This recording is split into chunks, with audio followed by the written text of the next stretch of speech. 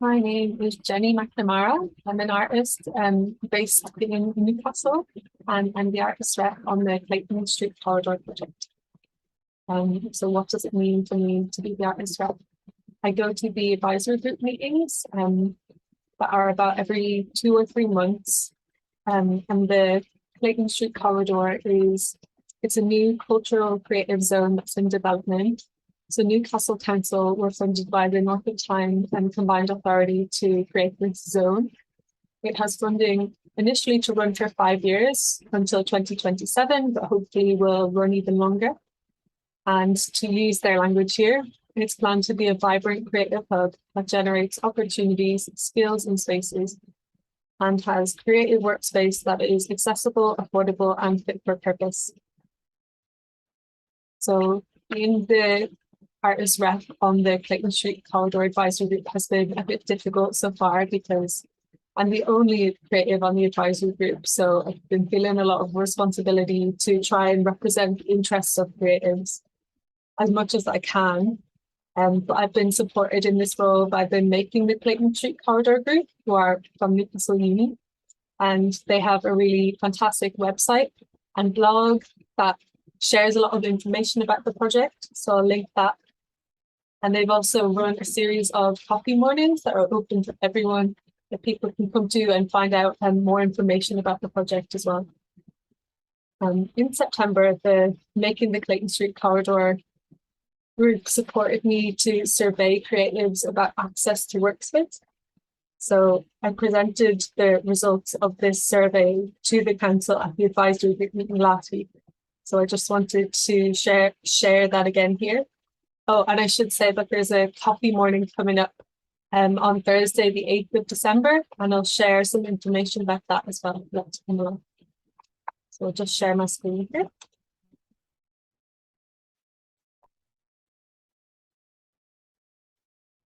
So this is me, and my email to ask me any questions about the Clayton Street Corridor project is jenny.claytonstreetcorridor@gmail.com.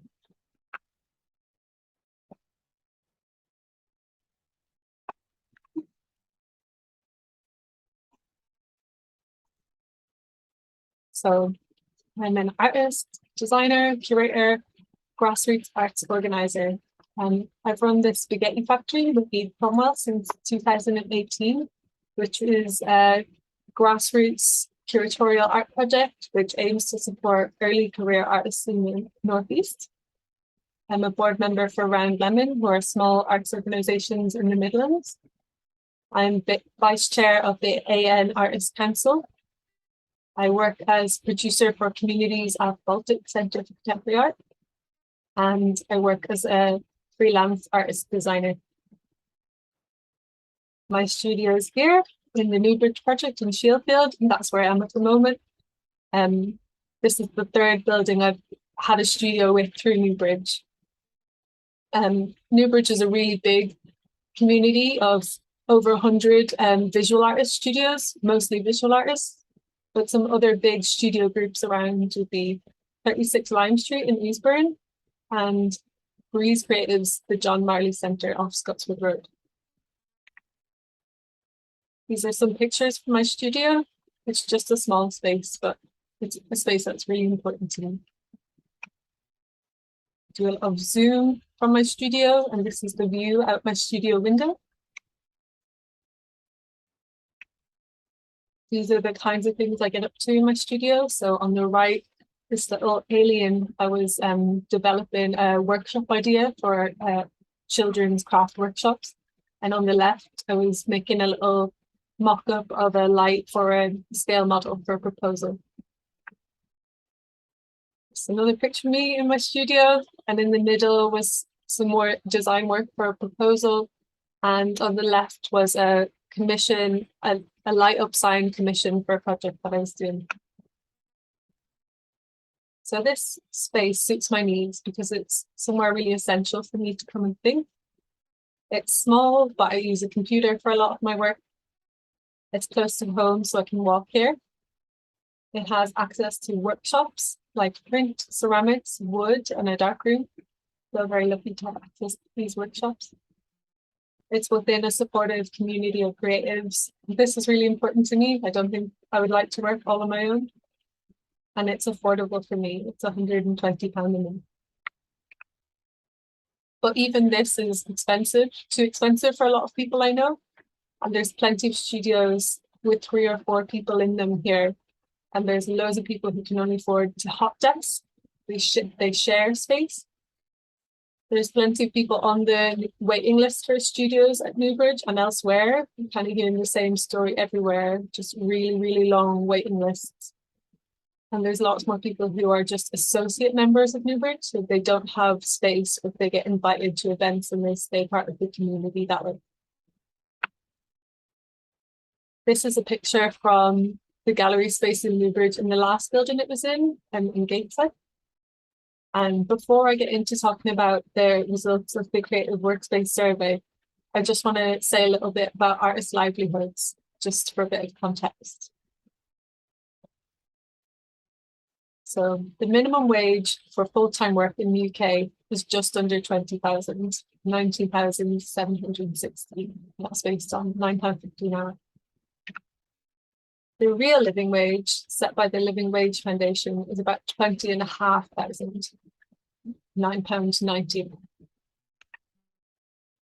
Visual artists' average income in the UK is about £16,000 a year. It's actually 15 for women and 17 for men, but averages out to about 16,000 a year. So of this, 6,000 is from practice and £10,000 is from other work, like a part-time job. What is the percentage of artists working additional jobs to make ends meet?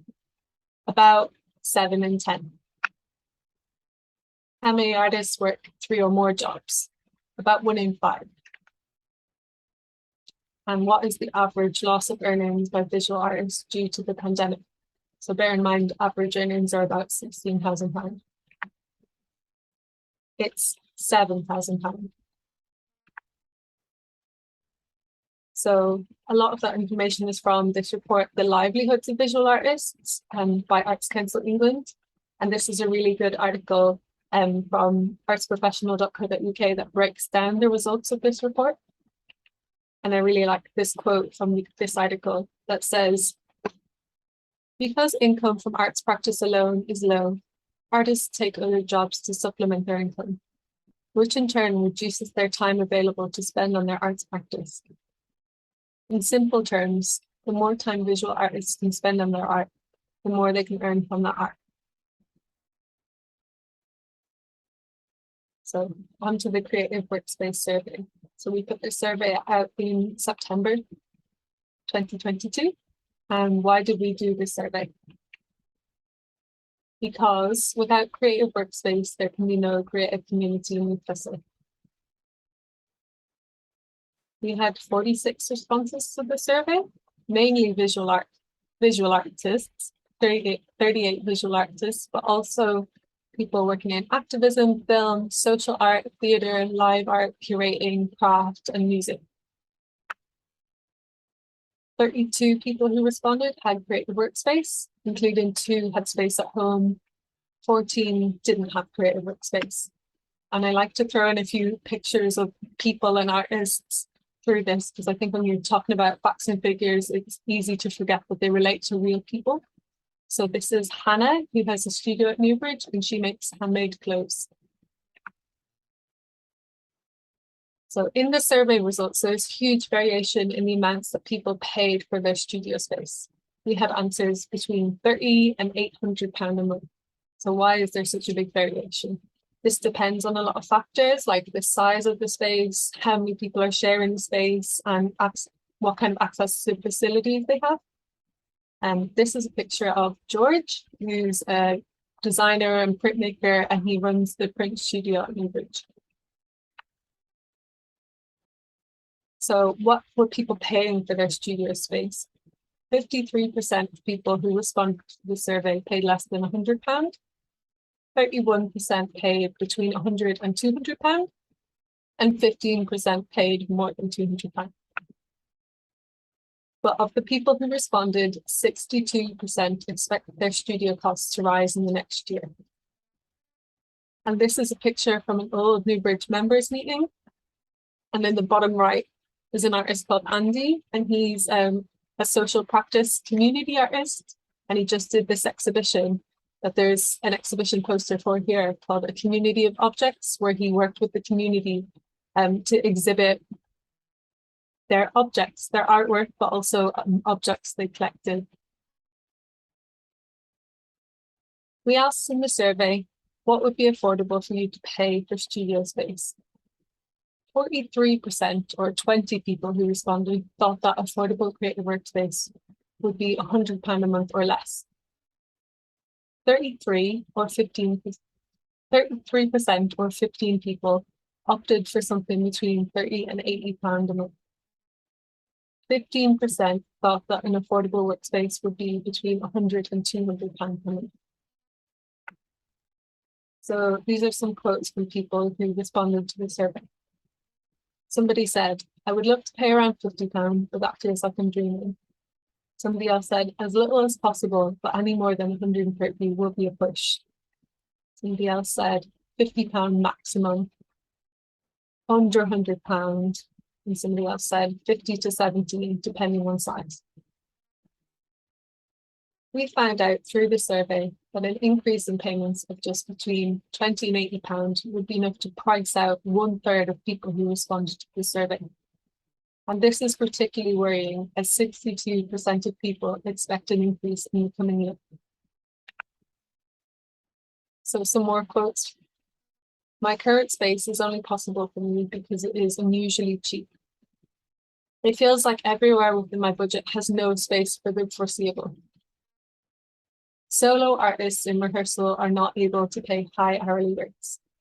And this is another artist based at Newbridge in his studio space, David.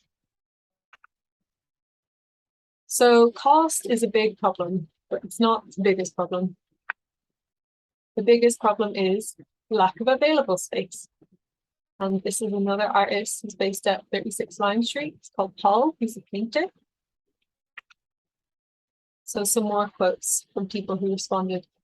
There's a crazy huge shortage of affordable artist spaces in Newcastle. Finding studios in the Northeast is not easy. I have never even bothered trying to find somewhere to rehearse music, as places are so few and far between and pricey. On working from home, somebody said, I am now completely isolated from the community of artists. And somebody else said, I have a makeshift workspace at home, but it is far from ideal and difficult to keep proper work hours. There are constant interruptions. 52% of artists describe negative experiences of finding suitable space in the city. Many noted the impact of long waiting lists. Demand for spaces was perceived to be so competitive that some artists and creative practitioners had either found other solutions, like working from home, or had given up completely. This is another picture of an artist called Jed, who makes sculpture, and this is a photo of him installing an exhibition. So another big problem is poor quality of space. This is a picture of me on the right in my studio a few days ago, and it was so cold and drafty that I put my scarf around the window frame to plug in the gap. And it's nobody's fault. You know, it's not Newbridge's fault. It's just that it's a really old building and it needs a lot of maintenance. So 14 people who responded to the survey mentioned workspace that was either unsafe, inaccessible, or of poor quality. Common issues were safety, leaks, cold temperatures, and a lack of light. And here's a few quotes. I used to have a studio that was shit and tiny and leaked water from the ceiling.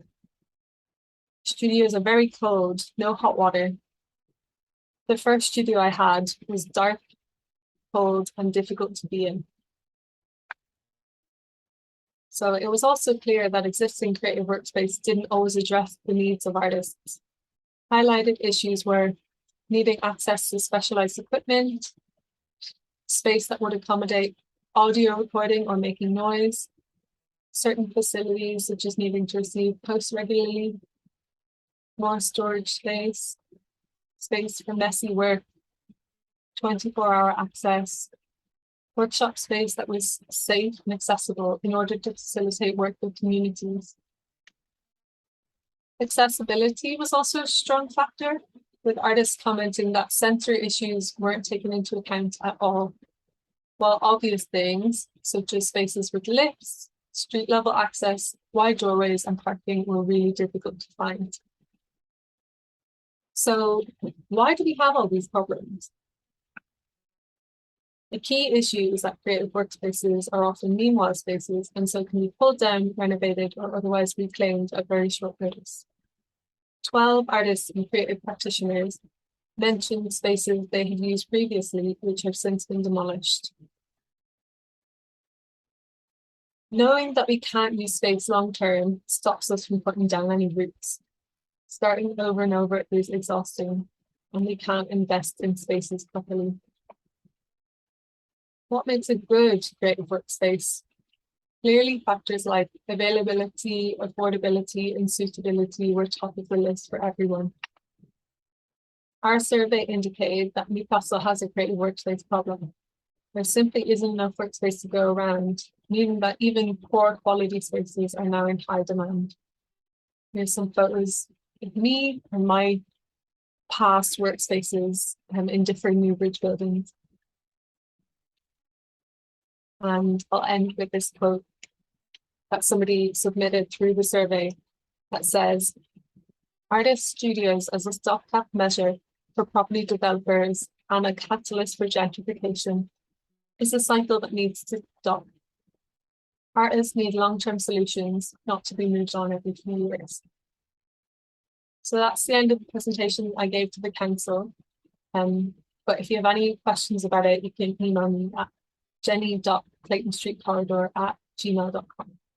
And I'm going to make another blog post that goes into a bit more my personal experience in this process so far. Thanks.